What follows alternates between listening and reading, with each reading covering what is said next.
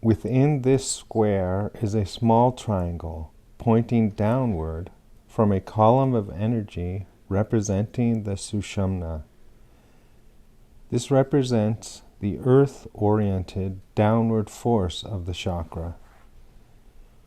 Within the triangle is the Kundalini serpent wrapped around the Shiva lingam, which points upward.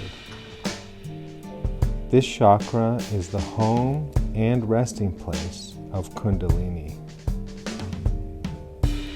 Below the triangle is a 7-trunked elephant, representing the heavy, matter-like quality of this chakra, and the 7 pathways out of it, which correspond to the 7 chakras.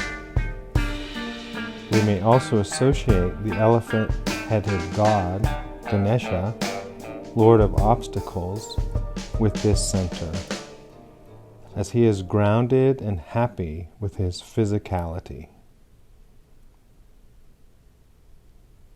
What is the audience getting from this? Is it listening to what we're saying, or is it feeling the impact of a new electric medium? There is a book called Is Anybody Listening? It's what worries the advertising man a great deal. The idea of feedback, of being involved in one's, participating in one's own audience participation, is a natural product of this circuitry. Yeah. Everything under electric conditions is looped. You become folded over into yourself, into your image of yourself changes completely. In your other book, the more recent one, where you, Understanding Media, where you go into all this, you use as a kind of slogan, I think, the expression, the medium is the message. Would you like to illuminate that? I think it is more satisfactory to say that any medium, be it radio or be it wheel, tends to create a completely new human environment. The human environment is, as such, tends to have a kind of invisible character about it. The unawareness of the environmental is compensated for by some attention to the content of the environment. The environment as merely a set of ground rules and as a kind of overall enveloping force gets very little recognition as a form, except from the artist. I think our arts, if you look at them in this connection, do throw quite a lot of light on environments. The artist is usually engaged in somewhat excitedly explaining to people the character of new environments and new strategies of culture necessary to cope with them. Blake is an extreme case of a man who was absolutely panicked by the kind of new environment that he saw forming around him under the auspices of Newton and Locke and industrialism. He thought it was going to smash the unity of the imaginative and sensory life all to bits. But the artist, what he was insisting upon in his own lifetime became quite a popular and widespread movement later on. Yeah, can I return to television? Because here we are, where whoever's listening to us is also undergoing the impact of television at the moment. On your view, they're all deceiving themselves insofar as they're paying attention to what we're saying, because what's going on is a medium which is in itself the image that they ought to be concerning themselves with. The medium of television has many characteristics which have been unheeded. Mostly it is seen under the aspect of movie form. The TV camera does not have a shutter. It does not take pictures. It handles, it picks up, as radio picks up, the TV camera picks up its environment, handles it, scans it, and the effect of the TV image is iconic in the sense that it shapes things by contours rather than by little snapshots. Now this is one of the words that you use a good deal, iconic. I think we better be clear what you mean by I think of it again to tie in with Blake, his whole insistence upon the engraved, the highly patterned and highly sculptured forms and images. The iconic in that sense is very low in visual quality, very high in textual quality. active touch, not cutaneous, but active touch, as the psychologist So you call television a tactile medium? iconic medium, Okay. having much in common with the cartoons for which it is ideally suited.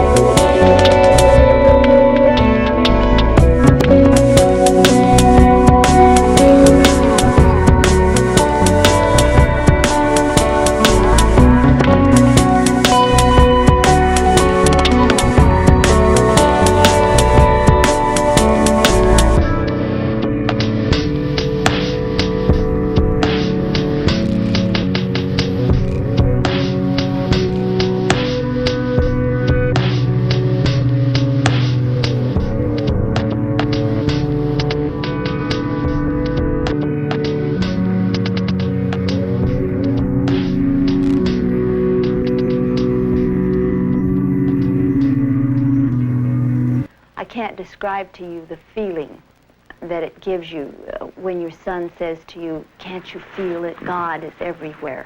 I'm going with God. I'm waiting for God to come and get me." It isn't a happy thing at all, or an inside. It's a death wish. And I tried talking sense to him. I said, "Jimmy, you don't see God till you die." But he couldn't see that at all. He believed that he was seeing him right now. Jim hasn't adjusted well to school. He's an extremely introverted boy, or has been up until lately. Shy. He wouldn't try. The least sign of failure to him meant an automatic stop right now. And I think that the problems that he had were magnified and triggered by the release that he seemed to find in drugs.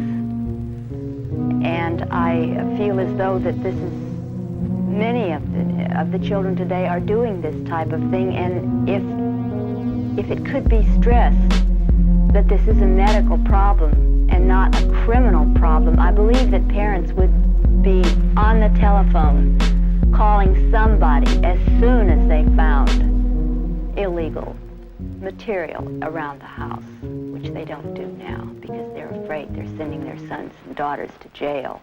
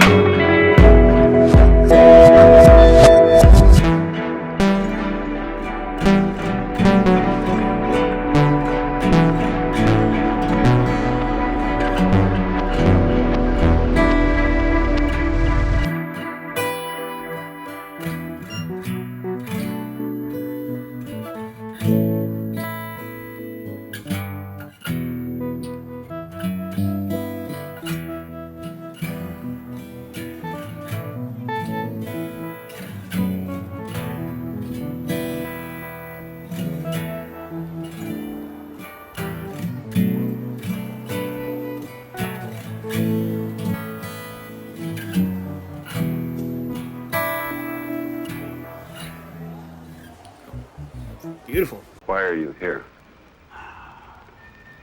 Well, it's a long story, but I'll try to break it down in short. I found God, and I made me feel quite good, you know, and my mother mistook this good feeling for taking drugs, and I was getting kind of wayward and everything. I mean, I wasn't coming home on time, so she phoned the police, and I was brought to YGC, and then I was brought here. Because of my talking about God and everything, they might have thought that I was a little crazy. Do you think you are? No. But I understand how they felt because I wasn't making myself clear on it. It's very hard to, I was trying to express something that was hard to express, and I wasn't really capable of expressing. have the relationship between myself and God, but it's a mistake to try to make other people feel the way I did. That's what I was trying to do. What's God like? Well, first of all, God is everything, so he's like everything. He is everything. There's nothing that he isn't like. Is he like a man? I don't know. Everything, he lives in everything. Everything on this earth. I can't describe to you the feeling.